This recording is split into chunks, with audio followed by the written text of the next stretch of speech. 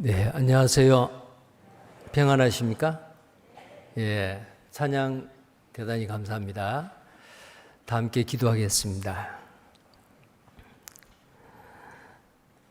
거룩하시고 사랑이 많으신 전능하신 우리 하나님 아버지, 우리를 죄악 가운데서 주님의 보혈로 구속해 주시고 하나님의 자녀로 이 땅에 거룩하신 몸된 교회 가운데 귀한 주체로 다 거하게 하시고 또 우리를 통해서 하나님이 계획하신 하나님의 선하신 뜻을 나타내시고 행하신 하나님 감사합니다. 2023년 7차에 걸친 하계수양에 많은 먼저 구원받은 우리 형제 자매님들의 간절한 기도와 자원하고 기쁨으로 참여했던 그 희생과 봉사를 통해서 12,000명이 넘는 새로운 영혼들이 주님 앞에 인도되어지고 또 많은 분들이 구원을 받고 침례까지 받아 이제 하나님의 자녀로서 남은 생에 변화되어가는 귀한 삶을 살게 해주신 것 감사를 드립니다. 위에서 수고하시는 모든 손길 위에 주님 영육간의 풍성한 은혜로 채워주시고 남은 생에 더 충성스럽게 주님을 위해 살아가는 우리 모두가 되게 해주시기를 원합니다. 이 시간 주의 날을 맞이해서 또 형제 자매님들 함께 모여 아버지께 찬송과 영광을 드리며 또 말씀의 교훈을 받기를 원합니다. 또 각 부서에서 봉사하고 서로의 발을 씻기는 귀한 섬김의 본을 보여주신 모든 성도님들에게 하나님께서 더 좋은 것으로 갚아주시고 은혜를 더해 주시기를 원합니다. 우리 중에 환난 가운데 고난 가운데 연약함 가운데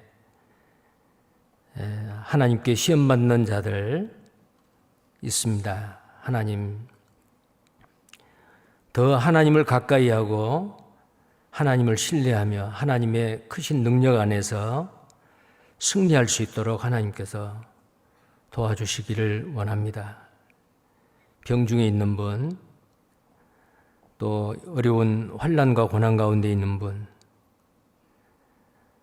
이기게 하시고 다시금 주님을 위해서 힘있게 살아갈 수 있도록 하나님 삶의 기회를 주시고 축복해 주시기를 원합니다.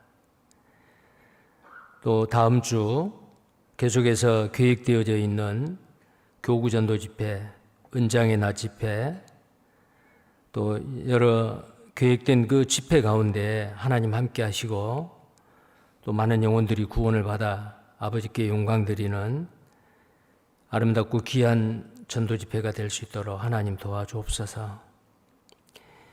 이 시간 어떤 모습으로 어떤 형편과 처지에 있든지 주님 합당한 은혜의 말씀으로 위로해 주시고 용기를 얻어 더 주를 위해서 열심을 품고 주를 섬기는 우리 모두가 되게 해 주시기를 원합니다.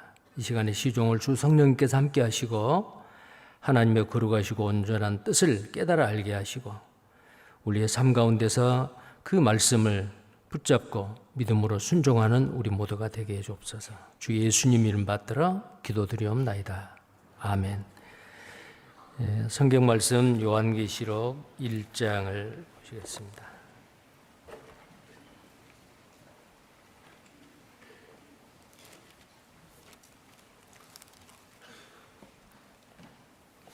요한계시록 1장 8절부터입니다.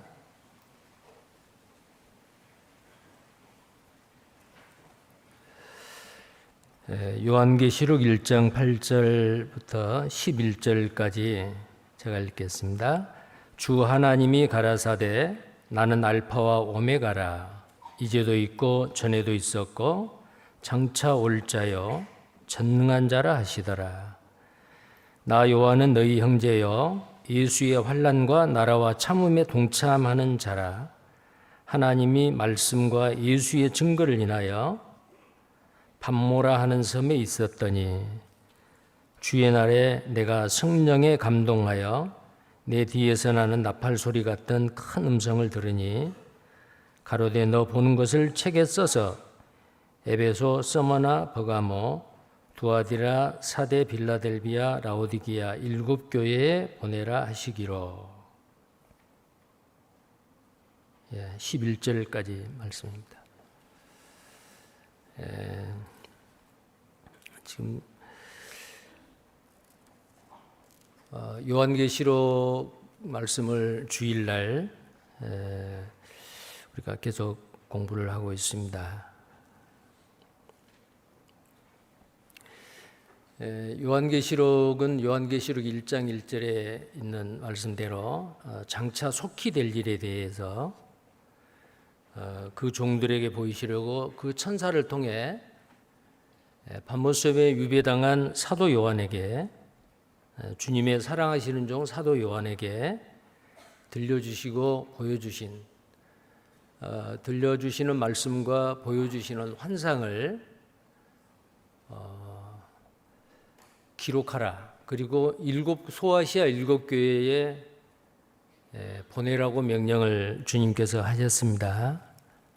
그래서 사도 요한은 그 요한계시록에 나와 있는 내가 본 것과 있는 일과 장차 될 일을 이렇게 구별해서 정확하게 기록을 해서 우리에게까지 성경 전경 마지막 장으로 우리에게 하나님께서 주셨습니다. 이 요한계시록은 장차 속히 될 일을 그 종들에게 보인다라고 말씀하셨기 때문에 내용상으로는 애언서입니다.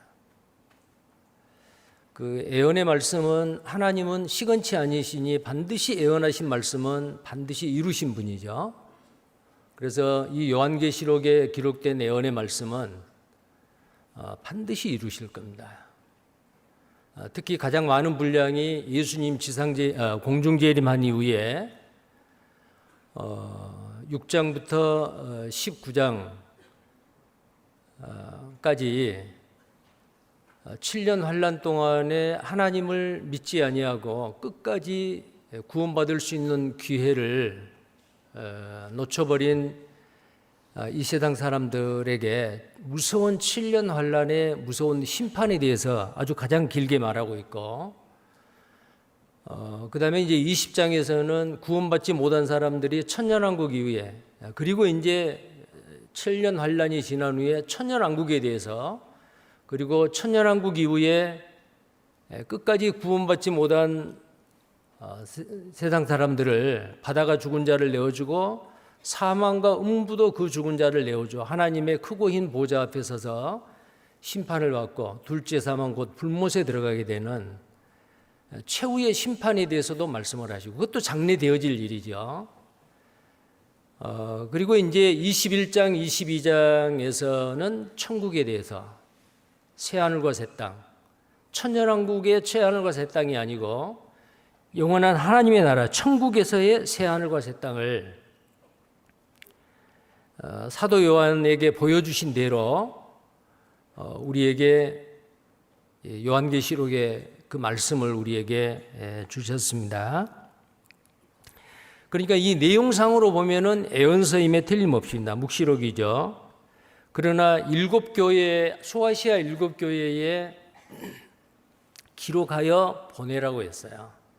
그러면 소아시아 7 교회는 그때 당시 밤모섬에서 이 계시의 말씀을 받는 그 당시에 오늘날 튀르키의 그 터키죠.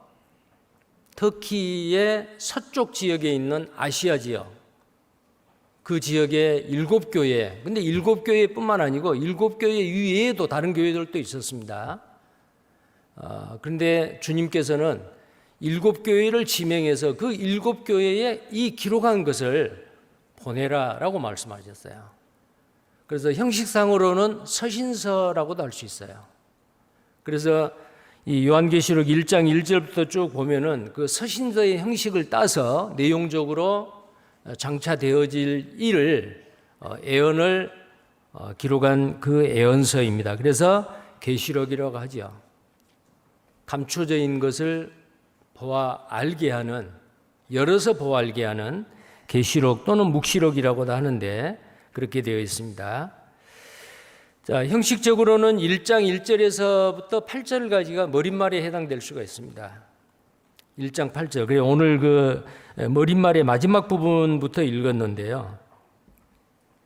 이게 시작하는 말이죠. 그 다음에 1장 9절부터 22장 5절까지는 본론에 해당되고요. 천국까지를 이제 이야기를 하죠. 그리고 22장 6절에서 21절까지는 결론에 해당되는 부분이다라고 말할 수가 있습니다. 그래서 서론, 본론, 결론, 서신서 형식으로 쓰여 있는 예언서이다라고 말할 수가 있습니다. 그리고 또 하나는 19절에 보면 1장 19절을 한번 보겠습니다. 1장 19절. 1장 19절입니다. 같이 읽겠습니다. 그러므로 내 본 것과 이제 있는 일과 장차 될 일을 기록하라 그랬습니다. 자, 내 본 것과 그 다음에 이제 있는 일과 장차 될 일을 기록하라 그랬는데 오늘 본문 말씀 이제 그 다음부터는 환상을 보여주셨는데 환상을 보여주시기 바로 직전까지 오늘 말씀을 선택했습니다. 그 12절을 보면은 요한계시록 12절을 보면요. 몸을 돌이켜 나더러 말한 음성을 알아보려고 하여 돌이킬 때에 7 금초대를 보았는데 이제 이때부터 주님께서 사도 요한에게 환상으로 보여줍니다. 7 금초대를 보여줘요. 물론 이 뒤에 보면은 이 요한계시록은 참 어려운 말씀이다라고 하는데 상징적인 말이 있지만 이 상징적인 것은 성경에서 반드시 그 답을 찾아야 됩니다. 이 7 금초대는 바로 20절에 해석이 나오죠. 20절을 보겠습니다. 내 본 것은 내 오른손에 7별의 비밀과 7 금초대라. 7별은 7 교회의 사자요 7 촛대는 7 교회니라 라고 되어 있습니다. 그러니까 7 촛대는 7 교회다 그 말이에요. 소아시아 7 교회, 에베소 교회부터 라오디게아 교회까지 그 7 교회의 각 지역 교회에 그 7 금초대. 자, 이 7 금초대는 출애굽기 37장, 25장과 37장에 나와 있는 하나님께서 모세에게 성막의 식양을 만들라고 이렇게 그 설계도를 주셨을 때에 성막 안에 있는 성소와 지성소 사이에 휘장이 있고 휘장 밖에 있는 성소에 촛대를 만들어야 했어요. 근데 그 촛대가 순금으로 만들어야 됩니다. 순금으로 만들어야 되고 특별한 올리브유를 감람유 올리브유죠. 올리브유를 태워서 그 어두운 성막을 24시간 하루 종일 밝혀야 돼요. 그때에 불똥이 나오면 그 불똥을 치워야 되고 불이 꺼지지 않도록 계속해서 올리브 기름을 공급을 해줘야 돼요. 그런데 그 7 금초대는 촛대가 기둥이 하나인데 거기에서 양쪽으로 3개, 가운데가 하나. 그래서 7 불이 켜지도록 7개의 불이 켜지도록 그게 이제 메노라 또는 7 금초대라고 합니다. 근데 그 7 금초대가 각 교회마다 자, 그래서 이 7 금초대는 상징적인 거지만은 구약 성경의 그림자로 보여주시는 성막의 7 금초대지만 이것은 바로 뭘 나타내느냐? 예수님이거든요. 빛으로 오신 예수님. 항상 우리 가운데 빛을 비춰주신 예수님이지만은 그 예수님의 빛을 받아서 구원받은 그리스도인들, 교회를 나타냅니다. 또한 7 금초대는 교회지요. 그럼 교회의 역할이 뭐예요? 교회는 사람이 인위적으로 만들어 놓은 조직이 아닙니다. 금이라고 하는 것은 하나님의 영광을 나타내요. 하나님이 이 땅에 교회를 창세전에 예비하셨고, 예수님께서는 마태복음 16장에 내가 이 반석 위에 내 교회를 세우리니, 이 교회는 사람의 교회가 아니에요. 이 땅에서 하나님 주님의 촛대가 머물러 있는 교회, 그 촛대가 머물러 있다, 그 말은 성령이 함께 하시고 구원받는 역사가 일어나고 하나님이 인정하시는 교회예요. 인간의 단순한 조직이 아니라는 겁니다. 자, 근데 그 교회에, 에베소 교회에게 네가 처음 행위를 버렸다, 처음 사랑을 회복하라, 그렇지 않으면 이 촛대를 내게서 옮기겠다. 촛대를 옮긴단 말은 무슨 말이에요? 성령이 떠난다는 거예요. 구원받은 그리스도인에게 구원받은 순간에 성령님이 오시지만은 주님 앞에 갈 때까지 성령이 없어지지 않습니다. 계십니다. 그러나 교회는 성령의 촛대가, 그 촛대가 떠나는 경우가 있어요. 지금 그 튀르키예에 가보면은 소아시아 7교회의 그 장소의 흔적은 남아있어요. 다 남아있죠. 근데 아무것도 없어요. 살아있는 주님의 몸된 교회에 그 지체들인 구원받은 그리스도인은 없어요. 지금 이슬람교 국가로 바뀌어 있죠. 촛대가 떠났습니다. 왜 그랬을까요? 믿음으로 하나님의 말씀을 붙잡고 순종하지 아니하고 온갖 우상을 섬기는 일에 타락해 버렸어요. 교회 역사가 지금까지 2000년 교회 역사 가운데서 처음에는 성령으로 시작하였다가 그 교회를 구성하고 있는 구성원들이, 구원받은 그리스도인들이 주님의 말씀에 순종하지 아니하고 세상적인 것에 발을 담그고 교회가 타락할 때에는 교회에 머물렀던 성령의 촛대는 떠난다라는 거예요.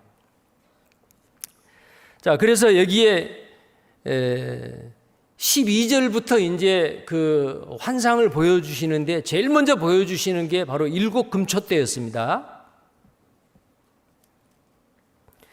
그리고 이제 예수님께서 흰 옷을 입고 불꽃 같은 눈으로 돌아다닙니다. 그 7 금촛대 사이로 돌아다니세요. 그 7 금촛대는 교회인데 교회 앞에 누가 계시냐면 주님이 계세요. 그걸 이제 환상으로 보여주는 겁니다. 이것이 바로 1장 20절까지 나와 있는 19절에 이제 내가 본 것과 그랬어요. 그래서 요한계시록 1장은 19절에 나와 있는 그 말씀대로 19절 다시 봅니다. 그러므로 내 본 것과, 자, 바로 요한계시록 1장을 사도 요한이 주님이 말씀하셨을 때 보고 있는 거예요. 내가 본 것과 교회와 주님을 본 겁니다. 자, 그 다음에 19절에 보면은 이제 있는 일과 그랬어요. 이제 있는 일. 자, 이제 있는 일은 그 계시를 받는 그 순간에 7교회가 있었어요. 소아시아 7교회, 지역교회가 그대로 존재했거든요. 자, 이제 있는 일과, 그러면 소아시아 7교회만 해당되느냐? 아니죠. 7이라고 하는 숫자는 하나님의 숫자고 절대 숫자고 전체를 나타내고 대표를 나타냅니다. 그러니까 소아시아 7교회가 지금은 흔적만 있고 아무것도 없지, 그 교회 진짜 눈에 보이지 않는 우주적인 교회는 없지만, 여기서 말하는 이제 있는 일은 소아시아 7교회를 두고 하는 말인데 요한계시록 2장과 3장입니다.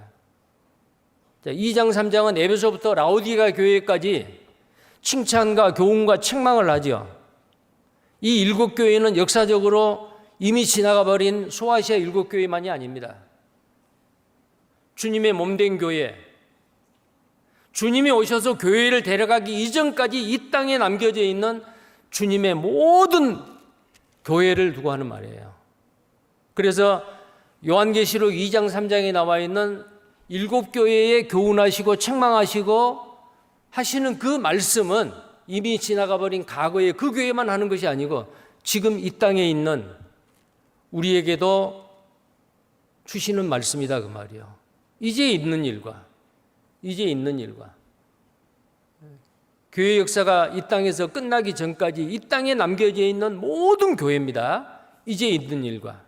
자, 그 다음에 19절 마지막 부분에 보면은 1장 19절에 장차 될 일을 기록하라 그래서 장차 될 일입니다. 이 장차 될 일은 언제요?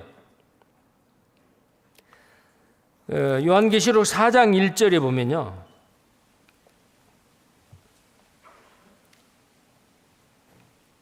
4장 1절입니다. 이 일 후에 내가 보니 하늘에 열린 문이 있는데 내가 들은 바 처음에 내게 말하던 나팔 소리 같은 그 음성이 가로되 이리로 올라오라.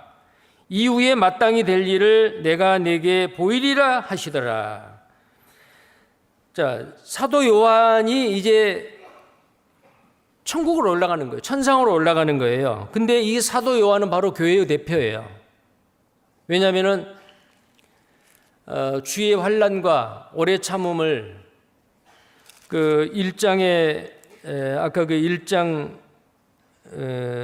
9절에 보면은 1장 9절에 보면 나 요한은 너희 형제요 예수의 환난과 나라와 참음에 동참하는 자라 그랬죠. 이 계시록을 기록한 사도 요한은 그때 당시에 예수님의 환난과 예수 안에서 복음으로 인해 주님 때문에 받는 환난과 나라와 참음에 동참하는 자가 사도 요한만이 아니에요. 이때 당시는 도미시안 황제가 내가 바로 주다, 내가 바로 신이다. 황제를 신으로 섬기게 했던 때죠. 근데 가장 창조주 하나님 이외에는 우리가 경배할 신이 없다. 우상이다. 끝까지 그 믿음을 지켰던 초대 기독교인들은 도미시안 황제에게는 어때요? 제거돼야 할 대상이요. 당시의 법을 그들은 어긴 거죠.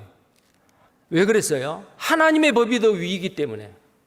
우상을 섬길 수 없죠. 어째 황제 눈에 보이는 황제가 코로 숨쉬는 인간이고 한 줌의 흙으로 변해버릴 그 사람이 신입니까? 근데 도미시안 황제를 신으로 섬기라는 거예요. 주라고 부르라는 거예요. 우리는 부를 수 없다. 우리는 섬길 수 없다. 우리는 오직 여호와 하나님, 그의 아들 예수 그리스도만을 우리는 신으로 섬긴다. 그러니까 그들이 어때요? 팔팔 끓는 기름 가마에 넣어서 튀김으로 만들고 죽이고 맹수의 밥이 되게 만들고.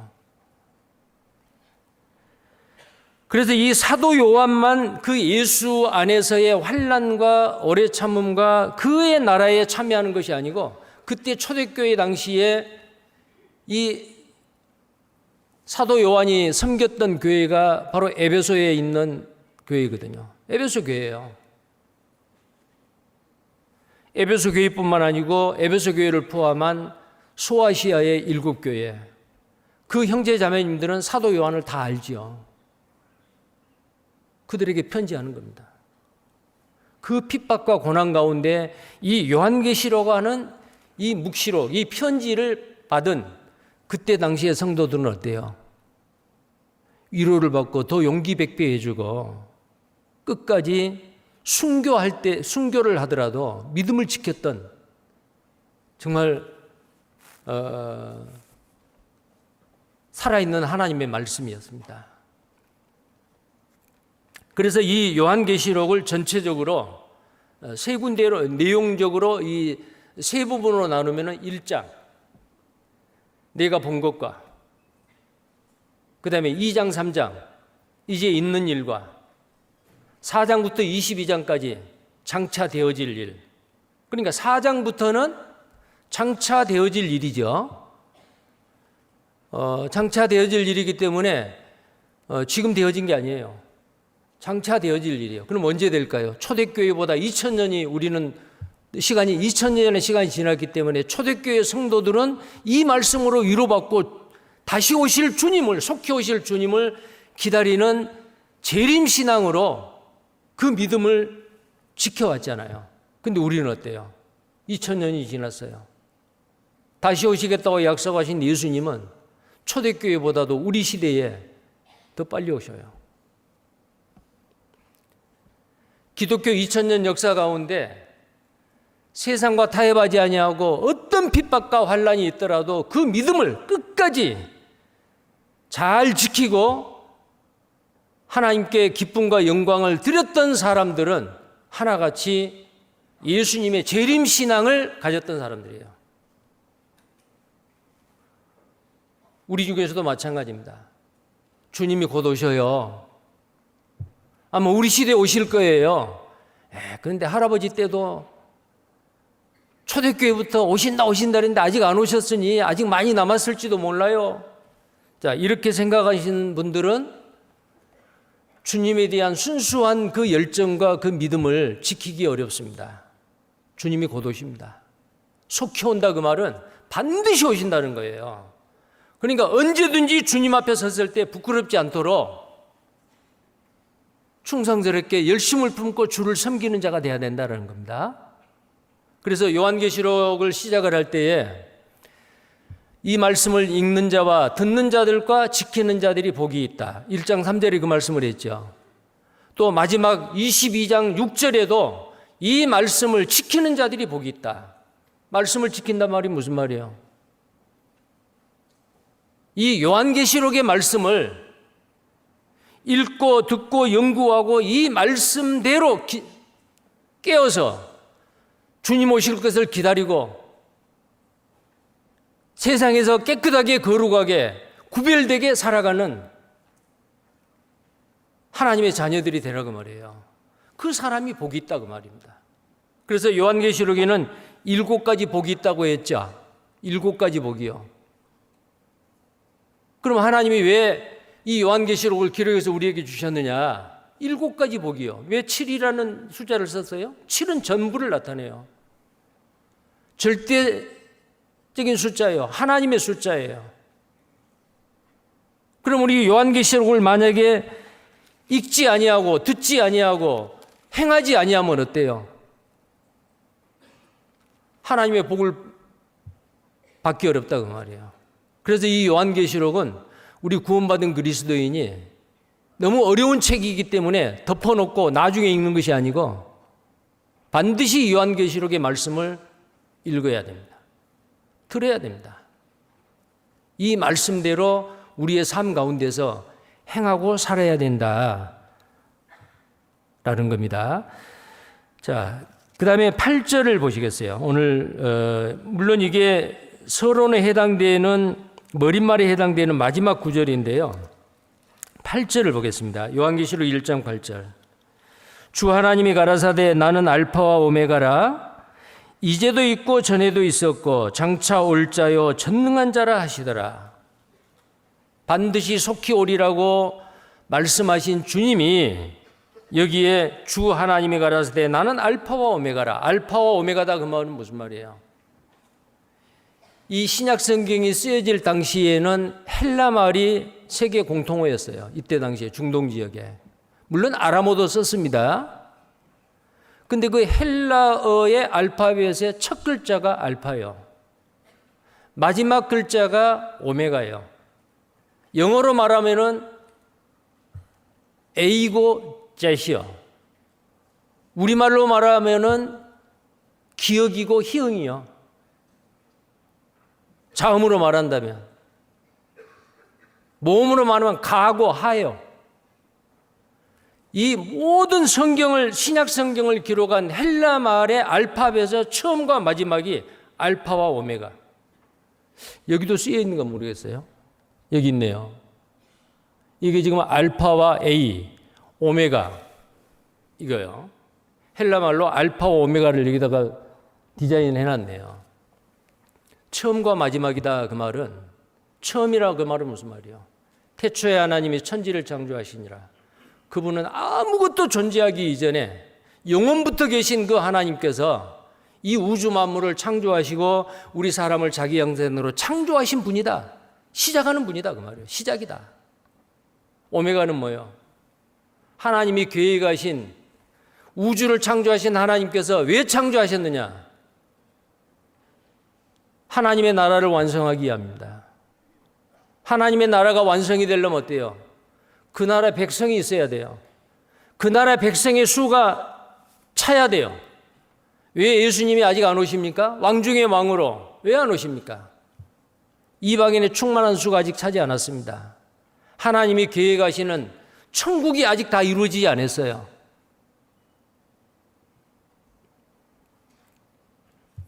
그러면 하나님이 계획하신 그 인류 역사에, 온 우주 역사의 마지막 완성되는 그게 뭐예요? 끝이요.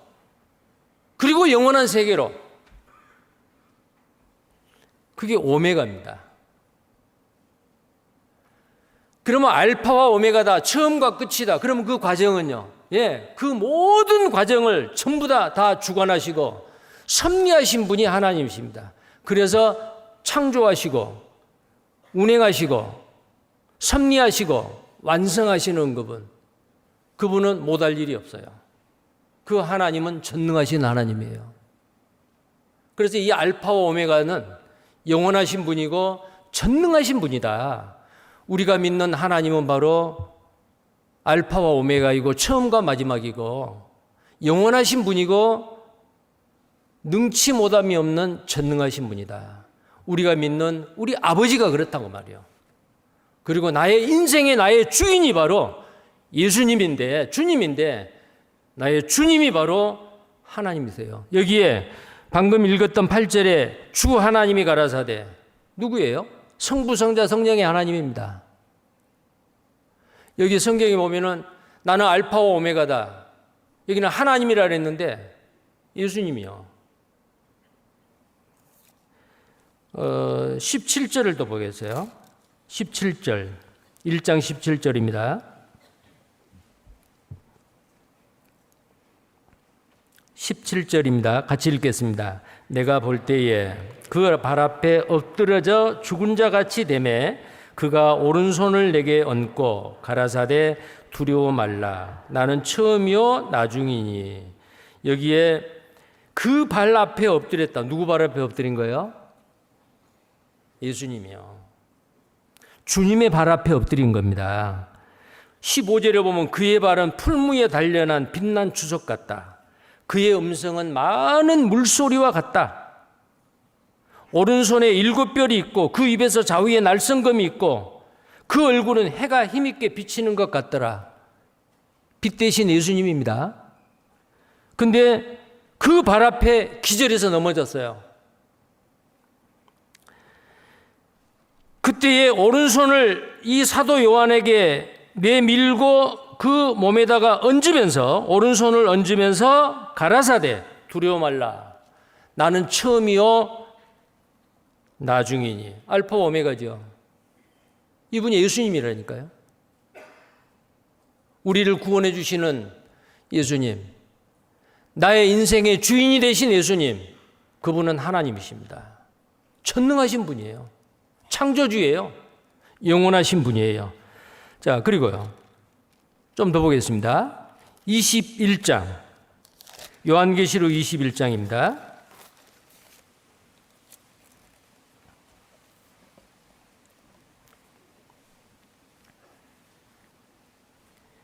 (21장)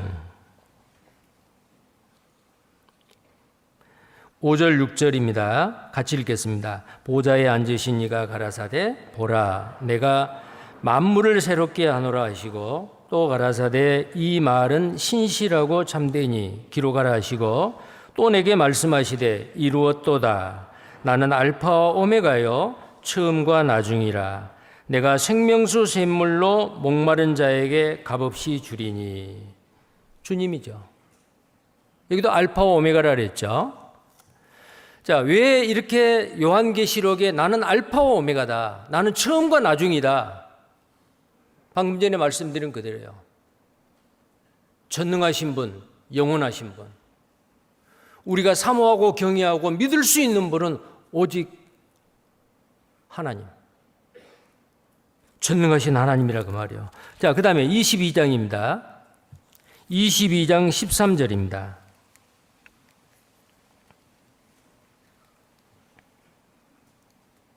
12절부터 13절까지입니다.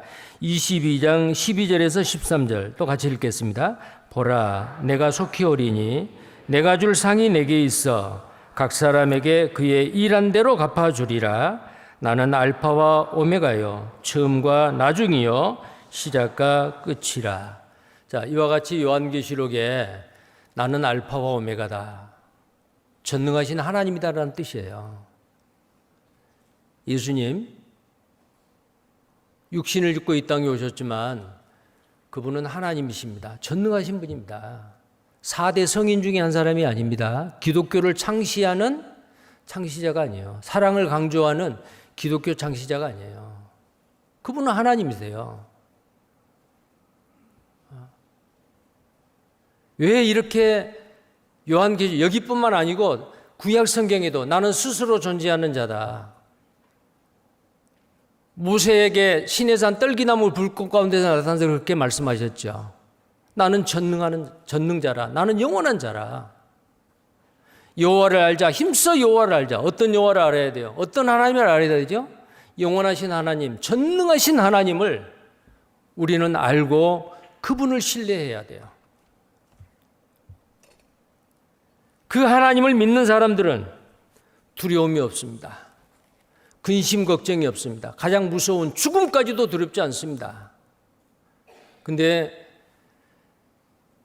그 여호와 하나님을, 알파와 오메가인 하나님을 얼마나 알고 내 생활 가운데서 얼마나 그분을 신뢰하느냐에 따라서 그분의 믿음의 정도가 달라요. 믿음이 크냐 작냐.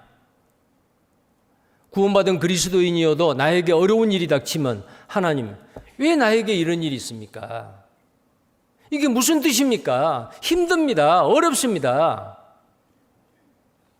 그래서 하나님을 가까이 하고 하나님께 기도하는 것보다도 자기의 지혜로 자기 주변에 있는 힘 있는 사람들의 도움을 받아서, 물론 하나님은 사람을 통해서 일을 하십니다.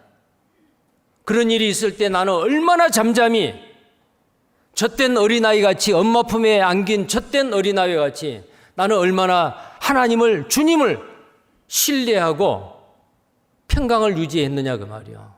구원받은 그리스도인이 불안합니까? 초조합니까? 어떤 일에 스트레스를 많이 받습니까? 아닙니다. 정말 알파와 오메가인 하나님을 안다면 두려울 게 없어요. 염려할 거 없습니다. 하나님은 그 믿음을 모셔요. 믿는 자에게는 능치 못함이 없느니라. 아들이 불에도 넘어지고 물에도 넘어지고 귀신 들린 아들을 가지는 아버지가 왔습니다. 제자들은 쫓아낼 수 없네요. 제자들은 할 수 없네요. 예수님, 할 수 있거든 고쳐주세요.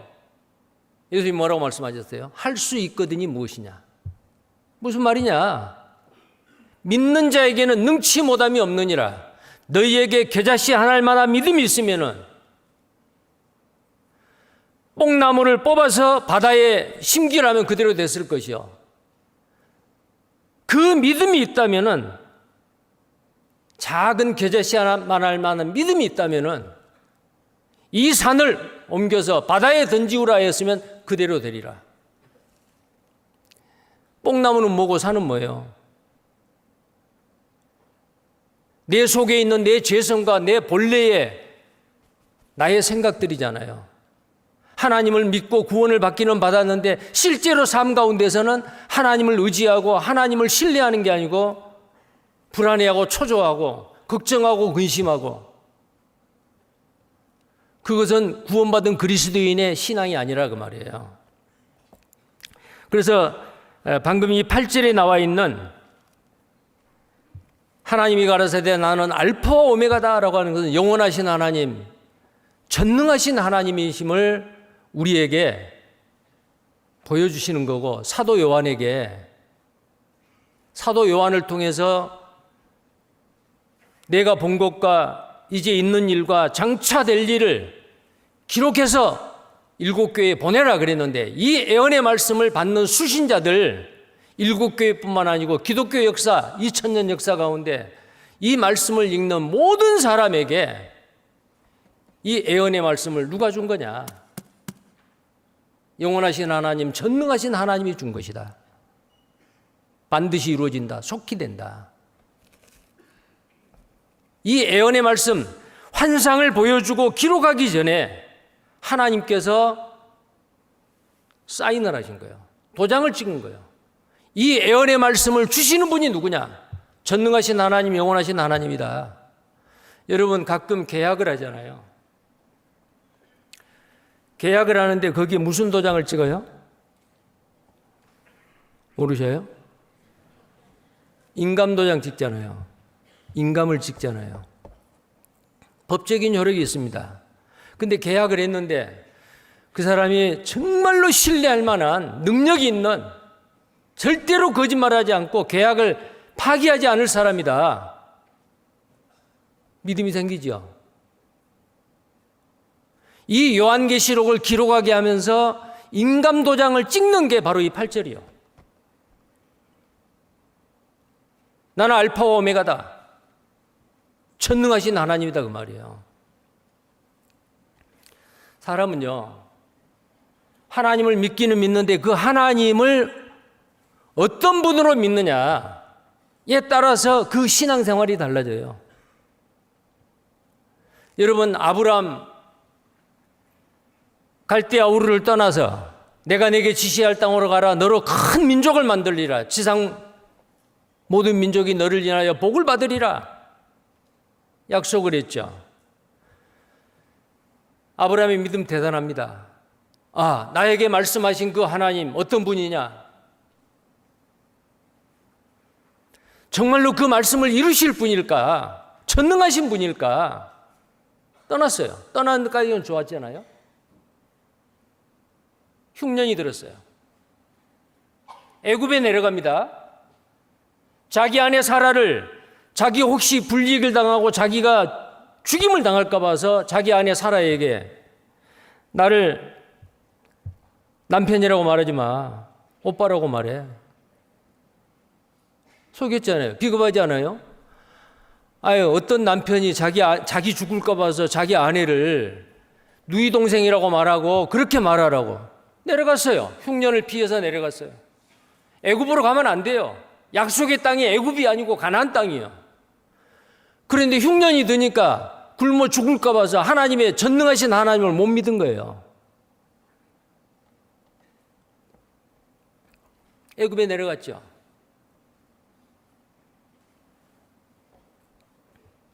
근데 이 자기 아내가 너무 예뻤어요. 애굽의 신하들이 보고 왕에게 말한 거죠. 왕도 봤어요. 아, 너무 예쁘다. 저 여자를 나의 후비로 만들어야겠다. 왕비로 만들어야겠다. 데리고 갔죠. 하나님이, 전능하신 하나님이 그걸 막지 않았더라면 아브라함은 자기 아내 뺏길 뻔했어요.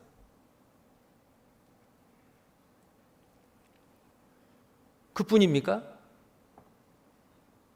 블레셋의 아비멜렉 또 이제 북쪽으로 갔죠.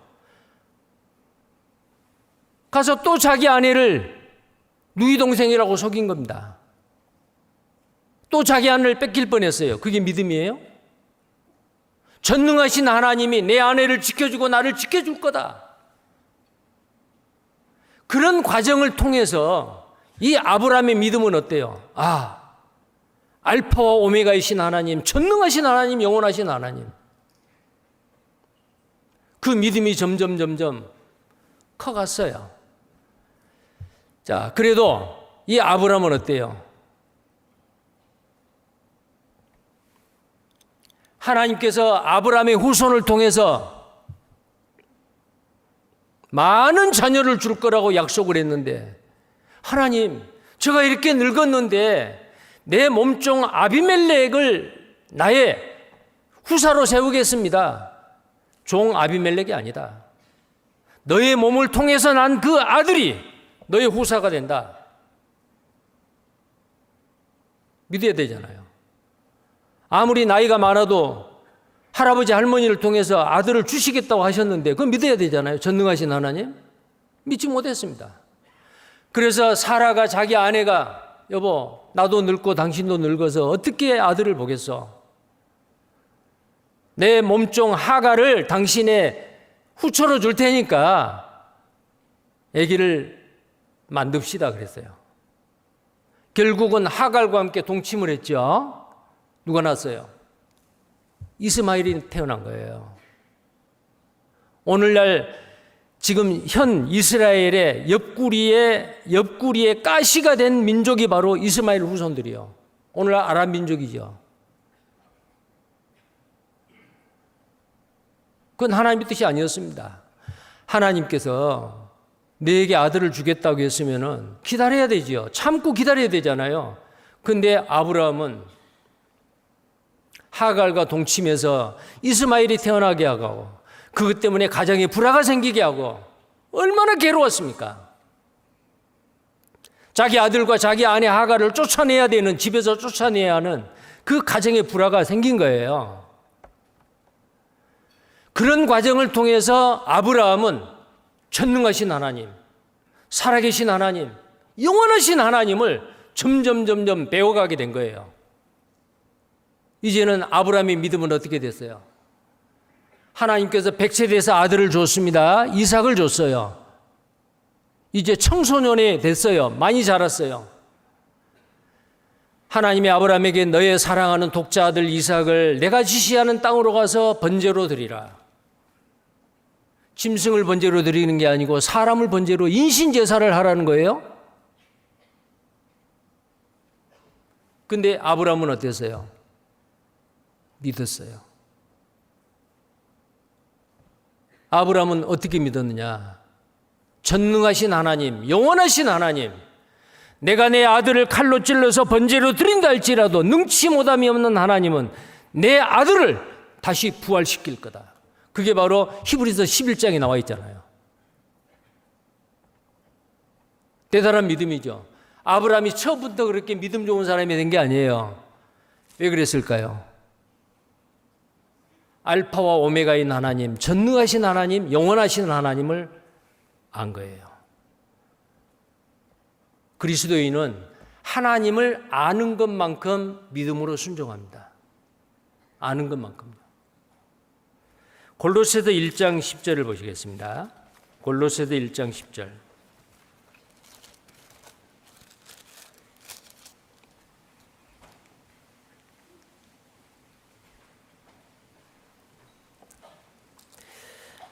골로새서 1장 10절 말씀입니다. 함께 읽겠습니다. 주께 합당히 행하여 범사에 기쁘시게 하고 모든 선한 일에 열매를 맺게 하시며 하나님을 아는 것에 자라게 하시고. 자, 하나님을 아는 것에 자라게 한다 그랬죠.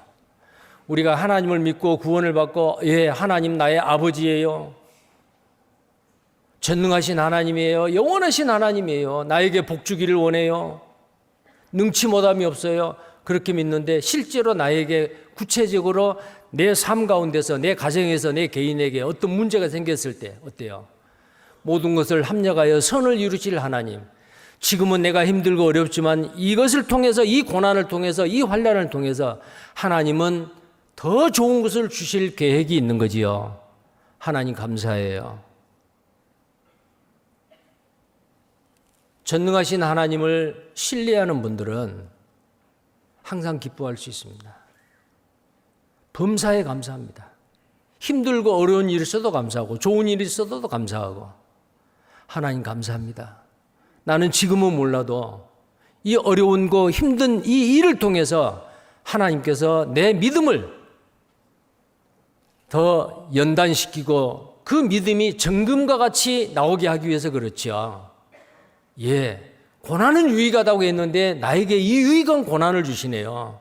하나님 감사해요. 그 하나님이 바로 알파와 오메가 하나님이라고 말이에요. 나는 알파와 오메가라. 자, 그 다음에 오늘 본문 말씀 1장 9절입니다. 그러니까 이 8절에 나와 있는 나는 알파와 오메가다. 하나님이 말씀하시되 그랬는데 그 뒤에 뭐라고 되냐면은 이제도 있고 전에도 있었고 장차 올 자요 전능한 자라. 장차 올 자요 예수님입니다.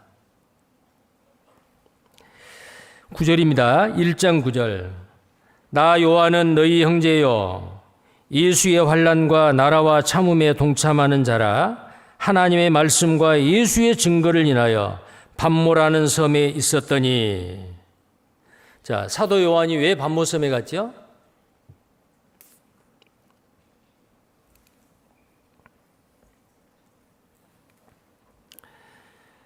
pat모섬에 간 이유가 여기 나와 있잖아요. 하나님의 말씀과 예수의 증거 때문에 pat모라는 섬에 있었다. 그러면 하나님의 말씀과 예수의 증거, 예수에 대한 죽으시고 부활하셨다는 증거를 전하러 pat모섬에 갔느냐? 그건 아니에요. 전해오는 전승과 그 모든 상황으로 와서 이때 당시에 AD 95년경 도미시안 황제가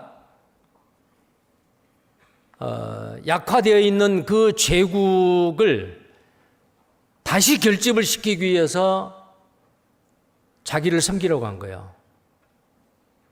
짐이 곧 신이다. 황제 숭배를 하게 하는 거예요. 그리고 이 자기 코로 숨쉬는 사람이 이 도미티안이라고 하는데 이 도미시안 황제를 신이라고 부르고 기도하고 주라고 부르지 않으면 죽이는 거예요. 근데 전해오는 말에 의하면은 이 에베소 교회에서 이 복음을 전하고 있던 사도 요한에게도 당시에 제국 로마에서 칙령이 내려온 거예요. 모든 로마의 속국에 있는 백성들은 도미시안 황제를 신으로 섬기고 경배하라. 근데 구원받은 그리스도인이 그럴 수 있어요? 우리는 순교를 당하고 죽는다 하더라도 우리의 주는 오직 예수 그리스도, 우리 주님밖에 없다. 주님은 나를 사랑하셔서 십자가에서 죽기까지 하셨는데 어떻게 내가 주를 부인하겠느냐? 어떻게 그 믿음을 배신하겠느냐? 못한다. 그래서 로마 군인들이 이제 전해오는 말이 하면 그래요. 이 사도 요한을 팔팔 끓은 기름감에다 집어넣었대요. 튀김으로 만들려고. 죽이는 거예요, 그냥. 팔팔 끓는 물가마가 아니고 기름가마에다가요. 집어넣었어요. 근데 안 죽더래요.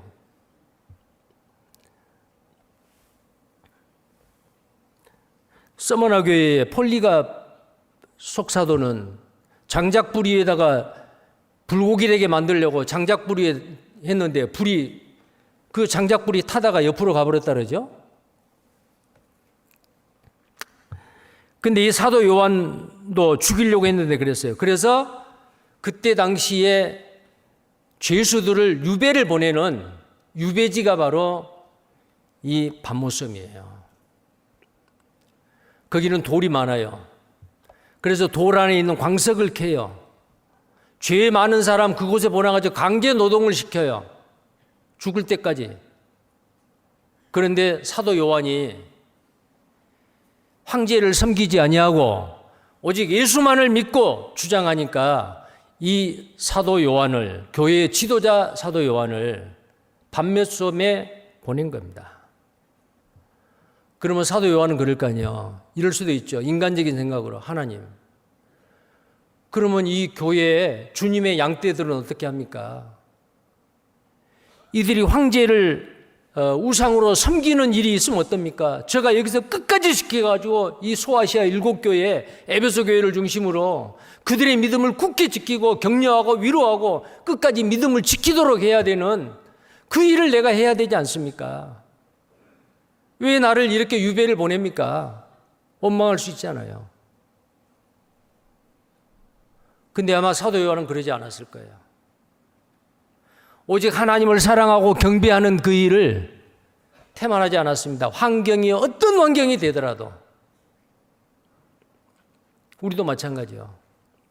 그래서 이 사도 요한은 이 계시를 받는 날이 바로 어느 날이냐면 주일이었어요. 오늘과 같은 주일입니다. 주의 날이라고 되어 있잖아요. 10절을 보겠어요. 요한계시록 1장 10절입니다. 주의 날에 내가 성령에 감동하여 내 뒤에서 나는 나팔 소리 같던 큰 음성을 들으니 그랬어요. 주의 날입니다. 구약의 주의 날은 이 세상을 심판하는 날이요. 그러나 여기에서 말하는 주의 날은 주님이 부활하신 날입니다. 오늘날 주일입니다. 오늘과 같은 주일이요. 초대교회 성도들은 안식일은 그림자요. 구약시대 때는 하나님이 천지 만물을 창조하시고 제7일째 쉬셨다. 그 안식일을 율법으로서 철통같이 지켰죠. 근데 예수님이 오셔가지고 안식일 날 길을 지나가다가 밀밭에서 밀을 뜯어서 비벼서 잡수시기도 하고, 안식일 날 병든 자, 손이 마른 자를 병을 낫게 하기도 하고, 그걸 비난하는 유대 종교가들에게 안식일 날 네의 가축이 만약에 구덩이에 빠졌으면 안식일이라고 건지지 않고 내버려 두겠느냐? 사람이 지금 병들어 죽게 됐는데 안식일이라고 고치지 않고 내버려 두냐? 너희들이 기르는 가축보다 못하냐 사람이? 안식일은 사람을 위해서 있다. 이렇게 말씀하신 거예요. 예수님은 안식일의 주인이었습니다. 그리고 예수님께서 십자가에 죽으시고 부활하심으로 말미암아 복음으로 말미암아 죄에서 자유함을 얻는 구원받은 그리스도인은 이제 안식일을 지킬 필요가 없어요. 우리는 이미 영적인 안식에 들어간 사람들이요. 이제는 주일이요. 주일이 어떤 날이에요? 승리의 날입니다. 죽음의 권세를 깨치고 무덤에서 살아나는 날. 2000년 전 바로 오늘 새벽이에요. 물론 정확한 날은 이제 6월절이 지나는 그 날이었죠. 4월 정도 되는 부활절이 있는 3월이나 4월. 그러나 1년 12달 중에서 52주 중에서 주일이 들어있는, 일요일이 들어있는 그날이 바로 그날 새벽 예수님이 부활하신 날이에요. 왜 주일날 특별하게 모이지요? 예, 세상 사람들이 주일날 다 쉬니까 편리하게. 그럴 수도 있지만은 구원받은 그리스도인에게 주일은 특별한 날입니다. 주님의 날이요. 주님이 부활하신 날이요. 우리는 이날 어떻게 해야죠? 이걸 안식일을 지키는 율법으로 이 날을 우리는 대하는 게 아니죠. 주의 날, 주일은 아마 초대교회 성도들은 주일날 모여서 떡을 뗐다. 성찬식을 그날 한 거예요. 헌금을 하고 주일날 모여서 헌금을 하고 모아가지고 구제하고 다른 연약한 교회에 헌금하기 위해서 미리 모아두었다. 이런 말씀도 있고요. 주의 날이란 말이 이 사도행전이나 다른 말씀에도 있어요. 이 주의 날, 주님이 부활하시는 날. 오늘날 우리는 이 주의 날을 어떻게 해야 돼요? 썩어져 없어질 것 육신의 소욕을 위해서 이 날을 아무렇게나, 구약의 안식일도 이 날은 오락을 하지 마라. 그런 말씀도 있잖아요. 그림자인데도. 근데 주님이 부활하시는 날, 주님이 부활하지 않았더라면 나는 죄인 그대로 있어요. 우리를 의롭다 하시기 위하여 3일 만에 살아나셨다. 죄를 한 번도 짓지 않는 사람으로 우리의 신분을 바꿔주기 위해서 예수님이 부활하셨잖아요. 예수님의 부활이 없다면 우리가 믿는 것은 다 헛것이요. 굉장히 중요하잖아요. 그래서 우리는 매 주일, 새로운 주일이 시작될 때마다 주님의 부활을 잊어버리면 안 됩니다. 내가 구원받는 거 잊어버리면 안 됩니다. 그럼 어떻게 해야 돼요? 우리가 내 소득의 10분의 1을, 내 모든 것이 주님의 것인데 10분의 1을 주님 앞에 드리듯이 하나님 나에게 주어지는 일주일이라는 시간 중에서 7분의 1은 내가 주님을 위해서 드리겠습니다.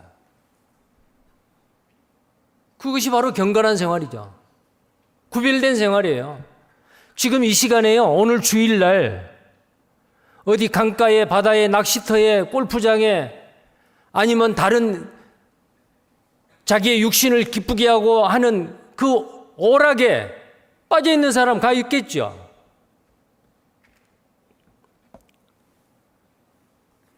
근데 구원받은 그리스도인은 그럴 수 있어요?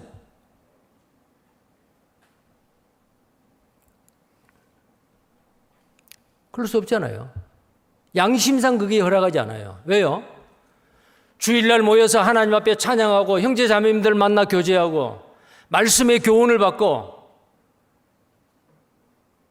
구원받지 못한 사람들을 위해서 기도 부탁하고 그들을 위해서 시간을 내서 그들의 마음을 사기 위해서, 왜? 다른 날은 평일에는 일을 해야 되고, 그래서 이 주의 날, 주일날 말이요, 육신적인 일은 접어놓고 영적인 일, 하나님이 기뻐하시는 일을 하는 거, 그게 당연한 게 아니에요. 그건 율법이 아니에요. 10분의 1을 딱 떼서 주님 앞에 드리듯이 최소한도로 주일날만큼은 육신적인 일은 딱 접어야 돼요. 어떤 분이 사업을 하신 분이 주일날 돈이 더 잘 벌리는데요. 그래 가게를 열었어요. 잘 된 게 아니에요. 믿음으로 오늘은 주님이 부활하시는 날 주일 모든 성도들이 함께 모여서 하나님 앞에 영광을 드리는 구별된 날, 그리고 다른 때보다도 더 많이 성경을 보고 더 기도하고 주 안에서 더 기뻐하고 감사하고, 그날이 주일이라 그 말이에요. 근데 여기 있는 사도 요한도 마찬가지입니다. 주의 날에 그랬어요. 10절에 주의 날에 내가 성령에 감동하여, 왜 그랬을까요? 나를 가까이 하는 자를 내가 가까이 한다 그랬어요. 나에게 부르짖으면 내가 응답하겠다. 밤모습에 유배되어 가지고 어느 굴에서 기도하고 하나님 앞에 찬송하고 경건한 시간을 가졌겠죠. 근데 그날이 주의 날이요. 그때 성령의 감동을 받았어요. 주님의 음성이 들린 겁니다. 그리고 환상을 보여주신 거예요. 그러면서 기록하라고. 그 9절 다시 봅니다. 9절. 나 요한은 너희 형제여 예수의 환난과 나라와 참음에 동참하는 자라. 하나님의 말씀과 예수의 증거를 인하여 밤모라는 섬에 있었더니, 자, 만약에 이 고난, 환난, 이것은요, 세상 사람들의 고난하고 다릅니다. 세상 사람들의 고난과 인내와 참음은 어쩔 수 없어서 그러는 거예요. 어쩔 수 없어서. 아무리 사람에게 도움을 청해도 도움이 더 이상 있을 수 없으니까 어쩔 수 없어서 모든 것을 체념하고 그냥 잘 되겠지, 이것 또한 지나가리, 그런 생각으로 체념하고 버티는 것이 세상 사람의 참음과 인내예요. 그러나 구원받은 그리스도인은 어때요? 그렇지 않아요. 더 적극적으로, 더 긍정적으로 그 고난이 오더라도 그 고난을 피하려고 하지 않아요. 만약에 사도 요한이 로마의 칙령이 내렸습니다. 도미시안 황제가 나를 신으로 섬기라, 주라고 부르라. 예, 하나님은 아시지요. 그냥 문합니다. 끝으로는 내가 도미시안 황제를 주라고 부르지만은 진짜 주는 주님입니다. 그리고 로마 군인 앞에서 도미시안 황제를 주여 이렇게 불렀다고 합시다. 그러면은 반본섬에 가지 않습니다. 당시에 세상 사람들은 어때요? 도미시안 황제를 주라고 불렀어요. 그들은 핍박이 없어요. 환난도 없어요. 고난을 자처한 거죠. 구원받은 그리스도인도 마찬가지입니다. 왜 고난이 있습니까? 자기 색깔을 분명히 나타내니까. 나는 믿는 거로 말하노라. 고린도후서 4장 13절, 나는 믿는 거로 말하노라. 믿기 때문에 말하지 않을 수가 없어요. 그래서 고난이 있는 거예요. 만약에 구원받은 그리스도인이 자기 색깔을 나타내지 아니하고 믿는 거로 말하노라라는 그 말에 불순종하고 믿는데도 누구한테 말하지 않고 그냥 교회만 왔다 갔다 한다, 무슨 고난이 있겠어요? 그리스도인의 고난은 적극적인 거예요. 내가 선을 행함으로 그 고난을 받고 그 환난과 핍박이 있는 거죠. 여러분 중에서 내가 주님의 복음을 전하고 주님이 나에게 명하시는 그 선한 일을 하기 위해서 내가 경제적으로 아니면 육체적으로 아니면 인간관계에서 불이익을 당하고 고난 가운데 있다고 합시다. 그곳이 어디예요? 반모섬이에요. 우리 각자 나의 반모섬은 어디일까? 이 반모섬은 정말 그 에베소에서 56km 떨어져 있는 에게해라고 하는 그곳에 길쭉하게 남북으로 17km, 동서로 약 10km 그렇게 크지 않는 섬이요. 바위가 많아요. 물론 광물질은 있지요. 그가 간 죄수들을 그곳에 보내가지고 거기에 강제 노동을 시키고 굶주려 죽게 하고, 근데 사도 요한은 그곳에 간 겁니다. 인간적으로 충분히 왜 나에게 이런 일이 있습니까? 불평할 수도 있어요. 그러나 사도 요한은 주일날, 오늘 같은 주일날 말이요, 찬송하고 말씀을 묵상하고 경건하게 주님께 부르짖었습니다. 그래서 여기에 주의 날에 성령에 감동되어 나팔 소리 같던 큰 음성을 들었어요. 뒤를 돌아보니까 환상을 본 거예요. 7 금촛대를 보고 주님이 흰옷을 입고 거닐어 다니는, 촛대 사이로 거닐어 다니는 그 환상을 본 겁니다. 우리가 이 성경을 읽을 때에 어떨 때는 이 성경이 정말 꿀맛보다 더 달더라. 시편 119편에 그런 말씀이 있잖아요. 형식적으로 마지못해서 매일 4장 정도는 읽어야 하기 때문에 읽는 말씀하고, 이 말씀이 정말 내 생활에 그대로 적용이 되고, 이 말씀이 정말 나의 영혼의 양식이 되는 경우가 있죠. 근데 아무리 읽어도 무슨 말인지 모르고 깨달아지지 않아요. 나에게 유익한 말이 아니에요. 왜 그럴까요? 구원받은 그리스도인으로서 주의 말씀과 주의 증거를 인하여 내가 환난과 핍박과 고난 가운데 처해 있을 때에 이 성경 말씀의 비밀을 하나님이 깨닫게 해주셔요. 뭐 이런 말 있죠.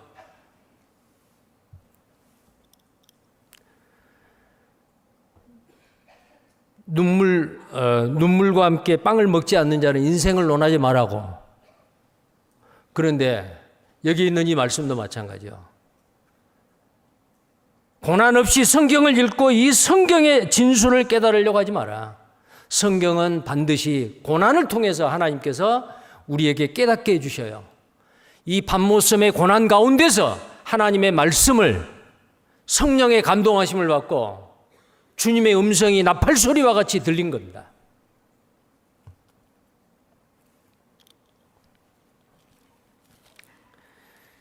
나의 반모섬은 어디일까? 아마 이 말씀을 듣고 계신 우리 성도님들, 형제 자매님들 중에서 사도 요한이 반모섬에 유배돼서 고난 가운데, 환난 가운데 있듯이 지금 그런 환난 가운데 처해 있는 우리 각자의 반모섬에 유배되어 있는 사람도 있을 거예요. 나의 유배지가 어딘가? 만약에 구원받은 그리스도인에게 고난이 없다면 고난을 찾아 나서야 돼요. 내 색깔을 분명히 나타내고 내 할 말을 해야 돼요. 그 고난 가운데서 하나님께서 나에게 말씀을 주신다 그 말이에요. 다시 봅니다. 요한계시록 1장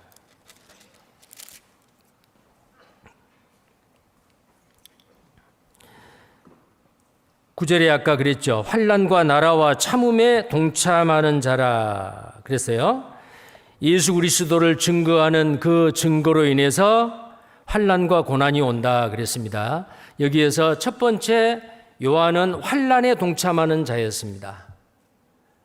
자, 어떤 사람에게 환난이 온다 그랬어요? 요한복음 16장 보시겠어요? 요한복음 16장 33절 말씀입니다.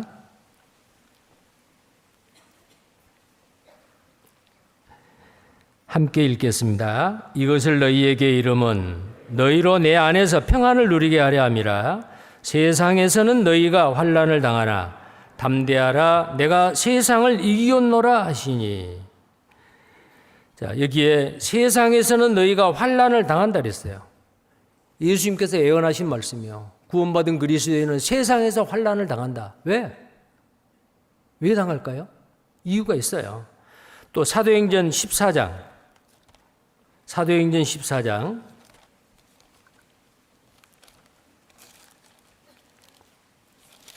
22절 말씀입니다.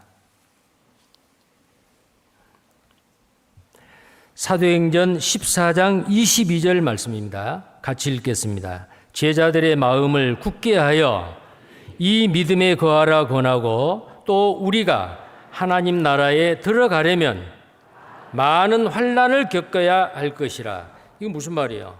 하나님의 나라에 들어가려면 많은 환난을 겪게 한다. 그럼 환난을 겪지 않으면 하나님 나라에 못 들어간다? 그 말이 아니에요. 구원받은 그리스도인이 정상적으로 만약에 주님의 자녀로 살아간다면 환난은 반드시 있다 그 말이에요. 이상할 게 없어요. 그 다음에요. 디모데후서 3장 12절. 디모데후서 3장 12절입니다.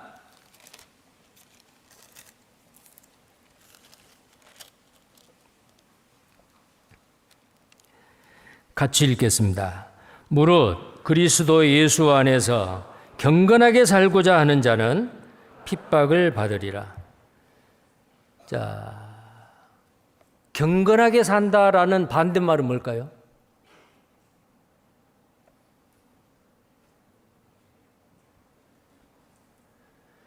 경건이라는 말이 가니스예요. 하나님과 같은 삶, 경건한 생활. 근데 경건한 생활의 반대는 세속적인 삶이요. 세상에 없어질 것, 세상 사람들이 추구하는 것을 그대로 추구하고 사는 거예요. 세속적인 삶이거든요. 세속적인 삶을 살면은 핍박은 없어요. 근데 여기 나와 있는 대로 무릇 그리스도 예수 안에서 경건하게 살고자 하는 자는 핍박을 받으리라. 사도 요한이 반면섬에 유배된 것은 바로 여기 나와 있는 말씀대로 예수 안에서 경건하게 살고자 하니까 반모섬에 유배당한 거예요. 나의 반모섬은 어디일까? 그 반모섬에서 어떻게 해야 되냐 말이에요. 그래서 오늘 설교 제목이 반모섬에서죠. 반모섬에서. 만약에 반모섬이 없다면은 반모섬에 찾아가세요.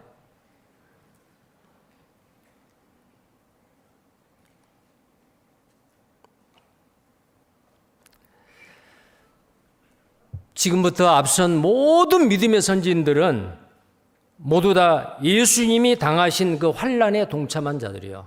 누구든지 자기 십자가를 지고 나를 좇지 않는 자는 나의 제자가 되지 못하리라.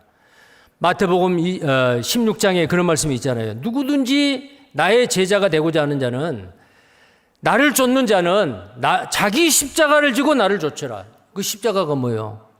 고난이요. 나는 십자가 지기 싫어요. 십자가 벗어버려요.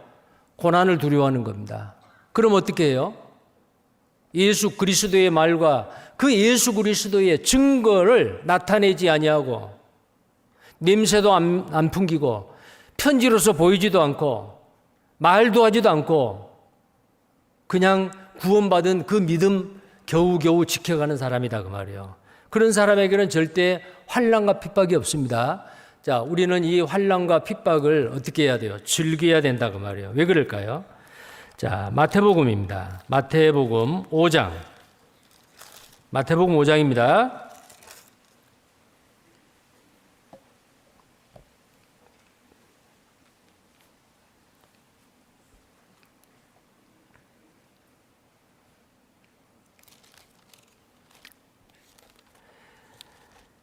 네, 마태복음 5장 10절부터입니다. 10절부터 12절까지를 함께 읽겠습니다. 의를 위하여 핍박을 받은 자는 복이 있나니 천국이 저희 것임이라. 나를 인하여 너희를 욕하고 핍박하고 거짓으로 너희를 거스려 모든 악한 말을 할 때에는 너희에게 복이 있나니 기뻐하고 즐거워하라. 하늘에서 너희의 상이 큼이라. 너희 전에 있던 선지자들을 이같이 핍박하였느니라. 예, 아주 잘 하시는 말씀이죠. 나를 인하여 너희를 핍박하고 욕하던 너희는 기뻐하고 즐거워하라. 예수의 말과 증거 때문에 내가 핍박과 고난을 받는다면 속상하고 힘들어하고 포기하고 그러지 말고 오히려 기뻐하고 즐거워하라 그랬죠. 왜요? 상이 크다 그랬습니다. 상이 크다 그랬어요. 십자가를 영어로 크로스라고 하죠. 상은 뭐예요? 면류관, 크라운이에요. 면류관, 왕관이죠. 잘 아실 거예요. 십자가 없이는 면류관이 없다. 영어로는 no cross, no crown. no cross, no crown. 십자가 없이는 면류관 없다. 고난 없이는 영광이 없다 그 말이에요. 그래서 혹시 내 삶 가운데서 고난이 없고 편안하다. 하나님 감사해요. 내 구원받고 나서 신앙생활 하는데 이렇게 좋을 수가요. 어려운 일도 없고요. 편안하고요.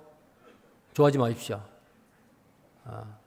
스스로 고난을 찾아 나서셔야 됩니다. 그것이 바로 오늘 이 요한계시록 1장 9절에서 사도 요한이 주의 날에 성령의 감동하심을 받아 큰 나팔 소리 같은 주님의 소리를 듣고 환상을 보게 된 게, 만약에 밤모섬이 아니었다면, 밤모섬 그 외딴 그 불모지의 동굴이 아니었더라면은 하나님은 사도 요한에게 이 엄청난 비밀을 보여주시지 않았을 수도 있어요. 사도 바울은 얼마나 많은 고난을 받았습니까? 강의 위험, 강도의 위험, 형제들의 위험, 돌에 맞아 죽었는데 다시 일어나서 그 동네 들어가서 또 이웃 동네 가가지고 복음 전했잖아요. 40에 관한 태장을 5번 받았다 그랬죠. 얼마나 많은 고난을 당했습니까? 근데 그 사도 바울요, 하나님께서 그에게 3층 세계에 가는 그 경험을 하게 해주고 누구도 알지 못하는 교회의 비밀을 그에게 알려주고 신약 성경 14권을 기록하게 하셨잖아요. 하나님은 고난을 기뻐하는 사람을 통해서 하나님이 귀하게 사용하십니다.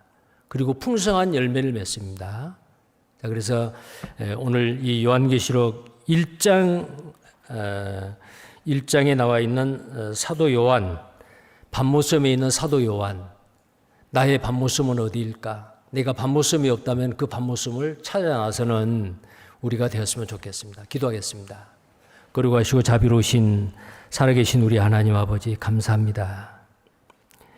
십자가의 환난과 고난을 다 참으시고 우리를 구원해 주시는 주님, 우리도 주 안에서 하나가 되어 주 안에서의 환난과 그의 나라와 참음에 참여하는 자가 되었습니다.